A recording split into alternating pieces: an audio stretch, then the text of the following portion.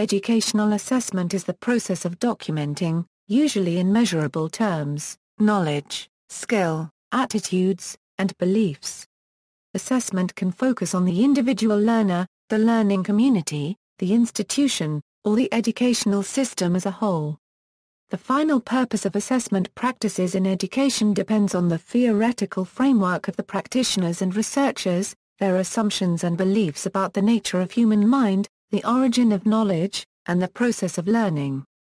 Alternate meanings. According to the Merriam-Webster Online Dictionary, the word assessment comes from the root word assess, which is defined as, to determine the rate or amount of, to impose according to an established rate b, to subject to a tax, charge, or levy, to make an official valuation of for the purposes of taxation, to determine the importance, size, or value of, to charge with a foul or penalty. Assessment in education is best described as an action to determine the importance, size, or value of.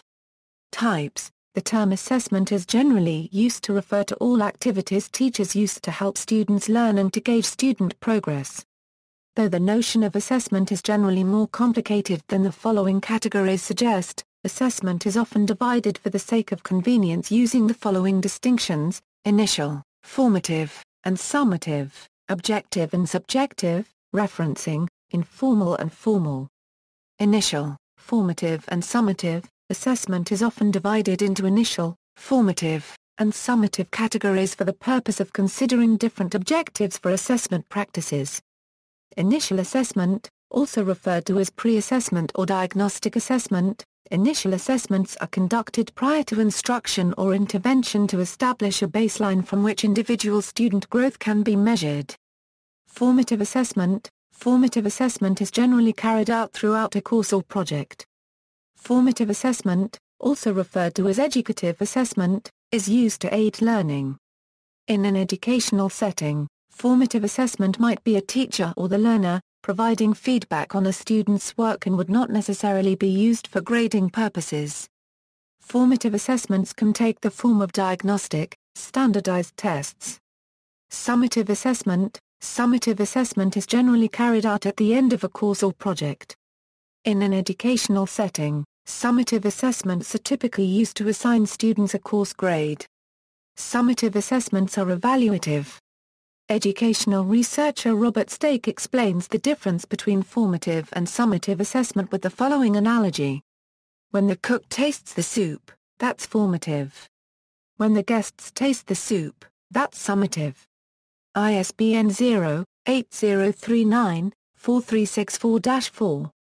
/ref Summative and formative assessment are often referred to in a learning context as assessment of learning and assessment for learning respectively. Assessment of learning is generally summative in nature and intended to measure learning outcomes and report those outcomes to students, parents and administrators. Assessment of learning generally occurs at the conclusion of a class, course, semester or academic year. Assessment for learning is generally formative in nature and is used by teachers to consider approaches to teaching and next steps for individual learners in the class. A common form of formative assessment is diagnostic assessment. Diagnostic assessment measures a student's current knowledge and skills for the purpose of identifying a suitable program of learning. Self-assessment is a form of diagnostic assessment which involves students assessing themselves. Forward-looking assessment asks those being assessed to consider themselves in hypothetical future situations. Performance-based assessment is similar to summative assessment, as it focuses on achievement. It is often aligned with the standards-based education reform and outcomes-based education movement. Though ideally they are significantly different from a traditional multiple-choice test, they are most commonly associated with standards-based assessment which use free-form responses to standard questions scored by human scorers on a standards-based scale, meeting, falling below or exceeding a performance standard rather than being ranked on a curve. A well-defined task is identified and students are asked to create, produce or do something, often in settings that involve real-world application of knowledge and skills. Proficiency is demonstrated by providing an extended response. Performance formats are further differentiated into products and performances. The performance may result in a product, such as a painting, portfolio, paper or exhibition, or it may consist of a performance, such as a speech, athletic skill, musical recital or reading. Objective and subjective assessment is often categorized as either objective or subjective. Objective assessment is a form of questioning which is a single correct answer. Subjective assessment is a form of questioning which may have more than one correct answer. There are various types of objective and subjective questions. Objective question types include true-false answers, multiple choice, multiple response and matching questions. Subjective questions include extended response questions and essays. Objective assessment is well suited to the increasingly popular computerized or online assessment format. Some have argued that the distinction between objective and subjective assessments is neither useful nor accurate because, in reality, there is no such thing as objective assessment. In fact, all assessments are created with inherent biases built into decisions about relevant subject matter and content, as well as cultural biases. Basis of comparison: test results can be compared against an established criterion, or against the performance of other students, or against previous performance. Criterion-Referenced Assessment, typically using a criterion-referenced test, as the name implies, occurs when candidates are measured against defined criteria. Criterion-referenced assessment is often, but not always, used to establish a person's competence. The best-known example of criterion-referenced assessment is the driving test, when learner drivers are measured against a range of explicit criteria. Norm-referenced assessment, typically using a norm-referenced test, is not measured against defined criteria. This type of assessment is relative to the student body undertaking the assessment. It is effectively a way of comparing students. The IQ test is the best-known example of norm-referenced assessment. Many entrance tests are norm-referenced, permitting a fixed proportion of students to pass. This means that standards may vary from year to year, depending on the quality of the cohort. Criterion-referenced assessment does not vary from year to year. Ipsative assessment is self-comparison either in the same domain over time, or comparative to other domains within the same student. Informal and formal assessment can be either formal or informal. Formal assessment usually implies a written document, such as a test, quiz, or paper. A formal assessment is given a numerical score or grade based on student performance, whereas an informal assessment does not contribute to a student's final grade, such as this copy and pasted discussion question. An informal assessment usually occurs in a more casual manner and may include observation, inventories, checklists, rating scales, rubrics, performance and portfolio assessments, participation, peer and self-evaluation, and discussion. Internal and external. Internal assessment is set and marked by the school. Students get the mark and feedback regarding the assessment. External assessment is set by the governing body, and is marked by non-biased personnel. Some external assessments give much more limited feedback in their marking. However, in tests such as Australia's NAPLAN, the criterion addressed by students is given detailed feedback in order for their teachers to address and compare the students' learning achievements and also to plan for the future. Standards of quality. In general, high-quality assessments are considered those with a high level of reliability and validity. Approaches to reliability and validity vary, however. Reliability. Reliability relates to the consistency of an assessment. A reliable assessment is one that consistently achieves the same results with the same cohort of students. Various factors affect reliability including ambiguous questions, too many options within a question paper, vague marking instructions and poorly trained markers. Traditionally, the reliability of an assessment is based on the following: temporal stability, performance on a test is comparable on two or more separate occasions. Form equivalence, performance among examinees is equivalent on different forms of a test based on the same content. Internal consistency, responses on a test are consistent across questions. For example, in a survey that asks respondents to rate attitudes toward technology, consistency would be expected in responses to the following questions: I feel very negative about computers in general. I enjoy using computers. The reliability of a measurement X can also be defined quantitatively as, where is the reliability in the observed score, X, and the variability in a Euro-True Euro-unregistered trademark and measured test scores respectively. Can range from 0 to 1. A reliability of 1 is rarely achieved, and a value of 0.8 is generally considered reliable. Validity. A valid assessment is one that measures what it is intended to measure. For example, it would not be valid to assess driving skills through a written test alone. A more valid way of assessing driving skills would be through a combination of tests that help determine what a driver knows, such as through a written test of driving knowledge, and what a driver is able to do, such as through a performance assessment of actual driving. Teachers frequently complain that some examinations do not properly assess the syllabus upon which the examination is based. They are, effectively, questioning the validity of the exam. Validity of an assessment is generally gauged through examination of evidence in the following categories: content does the content of the test measure stated objectives? Criterion do scores correlate to an outside reference? Construct does the assessment correspond to other significant variables? Face does the item or theory make sense, and is it seemingly correct to the expert reader? A good assessment has both validity and reliability, plus the other quality attributes noted above for a specific context and purpose. In practice, an assessment is rarely totally valid or totally reliable. A ruler which is marked wrongly will always give the same measurements. It is very reliable, but not very valid. Asking random individuals to tell the time without looking at a clock or watch is sometimes used as an example of an assessment which is valid, but not reliable. The answers will vary between individuals, but the average answer is probably close to the actual time. In many fields, such as medical research, educational testing, and psychology, there will often be a trade-off between reliability and validity. A history test written for high validity will have many essay and fill-in-the-blank questions. It will be a good measure of mastery of the subject, but difficult to score completely accurately. A history test written for high reliability will be entirely multiple choice. It isn't as good at measuring knowledge of history, but can easily be scored with great precision. We may generalize from this. The more reliable our estimate is of what we purport to measure, the less certain we are that we are actually measuring that aspect of attainment. It is also important to note that there are at least 13 sources of invalidity, which can be estimated for individual students in test situations.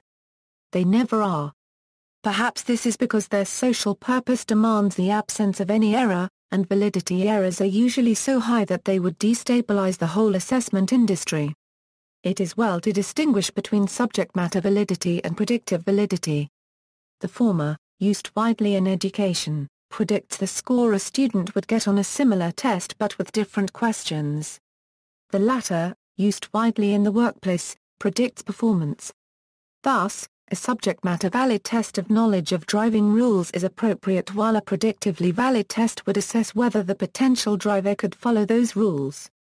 Evaluation standards. In the field of evaluation, and in particular educational evaluation, the Joint Committee on Standards for Educational Evaluation has published 3 sets of standards for evaluations.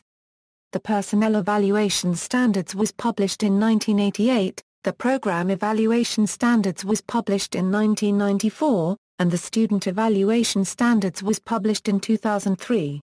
Each publication presents and elaborates a set of standards for use in a variety of educational settings. The standards provide guidelines for designing, implementing, assessing and improving the identified form of evaluation. Each of the standards has been placed in one of 4 fundamental categories to promote educational evaluations that are proper, useful, feasible, and accurate. In these sets of standards, validity and reliability considerations are covered under the accuracy topic. For example, the student accuracy standards help ensure that student evaluations will provide sound, accurate, and credible information about student learning and performance. Summary table of the main theoretical frameworks. The following table summarizes the main theoretical frameworks behind almost all the theoretical and research work, and the instructional practices in education. These different frameworks have given rise to interesting debates among scholars. Controversy. Concerns over how best to apply assessment practices across public school systems have largely focused on questions about the use of high-stakes testing and standardized tests, often used to gauge student progress, teacher quality, and school, district, or statewide educational success. No child left behind. For most researchers and practitioners, the question is not whether tests should be administered at all. There is a general consensus that, when administered in useful ways, tests can offer useful information about student progress and curriculum implementation, as well as offering formative uses for learners. The real issue, then, is whether testing practices as currently implemented can provide these services for educators and students. In the U.S., the No Child Left Behind Act mandates standardized testing nationwide. These tests align with state curriculum and link teacher, student, district, and state accountability to the results of these tests. Proponents of NCLB argue that it offers a tangible method of gauging educational success, holding teachers and schools accountable for failing scores, and closing the achievement gap across class and ethnicity. Opponents of standardized testing dispute these claims, arguing that holding educators accountable for test results leads to the practice of teaching to the test. Additionally, many argue that the focus on standardized testing encourages teachers to equip students with a narrow set of skills that enhance test performance without actually fostering a deeper understanding of subject matter or key principles within a knowledge domain. High-stakes testing. The assessments which have caused the most controversy in the U.S. are the use of high school graduation examinations, which are used to deny diplomas to students who have attended high school for 4 years, but cannot demonstrate that they have learned the required material when writing exams. Opponents say that no student who has put in 4 years of seat time should be denied a high school diploma merely for repeatedly failing a test, or even for not knowing the required material. High-stakes tests have been blamed for causing sickness and test anxiety in students and teachers, and for teachers choosing to narrow the curriculum towards what the teacher believes will be tested. In an exercise designed to make children comfortable about testing, a Spokane, Washington newspaper published a picture of a monster that feeds on fear. The published image is purportedly the response of a student who was asked to draw a picture of what she thought of the state assessment. Other critics, such as Washington State University's Don Norlick, question the use of test items far beyond standard cognitive levels for students' age. Compared to portfolio assessments, simple multiple-choice tests are much less expensive, less prone to disagreement between scorers, and can be scored quickly enough to be returned before the end of the school year. Standardized tests often use multiple-choice tests for these reasons. Orlick criticizes the use of expensive, holistically graded tests, rather than inexpensive multiple-choice bubble tests, to measure the quality of both the system and individuals for very large numbers of students. Other prominent critics of high-stakes testing include Fairtest and Alfie Kohn. The use of IQ tests has been banned in some states for educational decisions, and norm-referenced tests, which rank students from best to worst, have been criticized for bias against minorities. Most education officials support criterion-referenced tests for making high-stakes decisions. 21st century assessment. It has been widely noted that with the emergence of social media and Web 2.0 technologies and mindsets, learning is increasingly collaborative and knowledge increasingly distributed across many members of a learning community. Traditional assessment practices, however, focus in large part on the individual and fail to account for knowledge building and learning in context.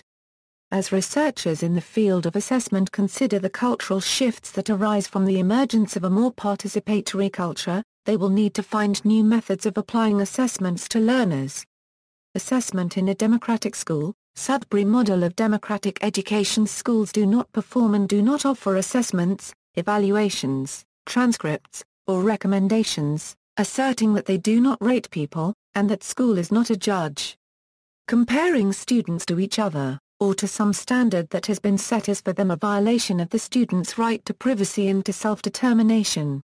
Students decide for themselves how to measure their progress as self-starting learners as a process of self-evaluation, real lifelong learning and the proper educational assessment for the 21st century, they adduce. According to Sudbury Schools, this policy does not cause harm to their student as they move on to life outside the school. However, they admit it makes the process more difficult, but that such hardship is part of the students' learning to make their own way, set their own standards and meet their own goals. The no grading and no rating policy helps to create an atmosphere free of competition among students or battles for adult approval, and encourages a positive cooperative environment amongst the student body. The final stage of the Sudbury education, should the student choose to take it, is the graduation thesis. Each student writes on the topic of how they have prepared themselves for adulthood and entering the community at large. This thesis is submitted to the assembly, who reviews it. The final stage of the thesis process is an oral defense given by the student in which they open the floor for questions, challenges and comments from all assembly members. At the end, the assembly votes by secret ballot on whether or not to award a diploma. Assessing Ell students, a major concern with the use of educational assessments is the overall validity, accuracy, and fairness when it comes to assessing English language learners. The majority of assessments within the United States have normative standards based on the English-speaking culture, which does not adequately represent Ell populations. Consequently, it would in many cases be inaccurate and inappropriate to draw conclusions from Ell students unregistered trademark normative scores. Research shows that the majority of schools do not appropriately modify assessments in order to accommodate students from unique cultural backgrounds. This has resulted in the over-referral of Ell students to special education, causing them to be disproportionately represented in special education programs.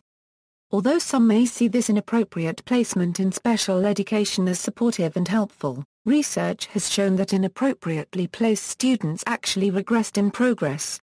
It is often necessary to utilize the services of a translator in order to administer the assessment in an Ell student unregistered trademark's native language. However, there are several issues when translating assessment items. One issue is that translations can frequently suggest a correct or expected response, changing the difficulty of the assessment item.